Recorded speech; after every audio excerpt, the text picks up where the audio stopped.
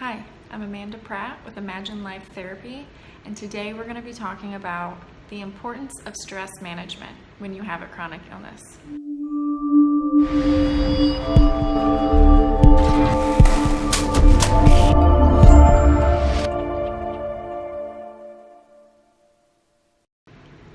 When you have a chronic illness, it's one of the most stressful life events one can experience.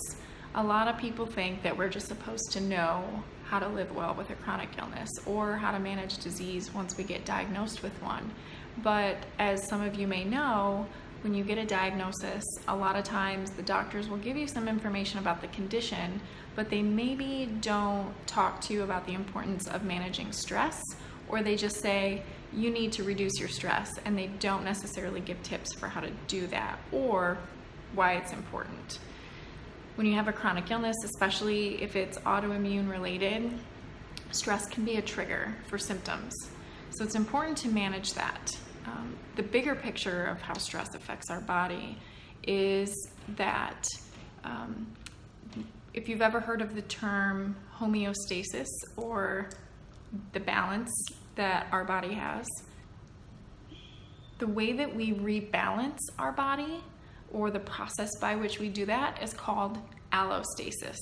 So when we experience stress, whether it's mental stress, emotional stress, or stress internally in our body is naturally designed to try to regain balance anytime we experience a stressor. And it regains homeostasis through a process of allostasis. Now, if we have a stressor that hits us and then we have time to recover from it, our body is usually pretty good at regaining balance.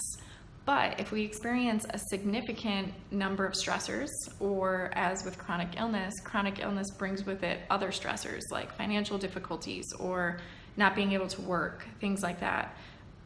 All of that stress is coming on you at once, and your body doesn't have the time and space and energy to recover from it. So this is something that we say is chronic stress, or a high allostatic load, meaning that the load that's on your body is too high and it can't recover from it. So when we experience chronic illness, it's really important to be able to either A, limit our stress, or B, increase our resiliency to stress so that we're able to effectively regain balance in our body. Stress reduction and stress management is probably one of the top disease management strategies, and I help all my clients figure out ways that fit for them to manage their stress. Sometimes there are things we can't manage, so if we can't reduce the stress, then we have to increase our ability to handle that stress by learning new skills or looking at our coping mechanisms and seeing if they're healthy or unhealthy. Even building the support group so that you have extra help for handling stress. Communicating with the people close to you can help you learn how to better handle stress. So all of those things are important. The other thing to consider is that when we get diagnosed with a chronic illness, a lot of times we've already had chronic stress in our life, either through trauma or other things that are happening that are unrelated, like going through divorce or experiencing the loss of a loved one. All of those things that could have been stressing you out, then you get diagnosed with a chronic illness that adds stress on top of it. All of those things can lead to chronic stress. And the longer that your body is stressed out, the less likely it is to be able to regain balance. And so if you think about it like a car, it's experiencing wear and tear that isn't being dealt with.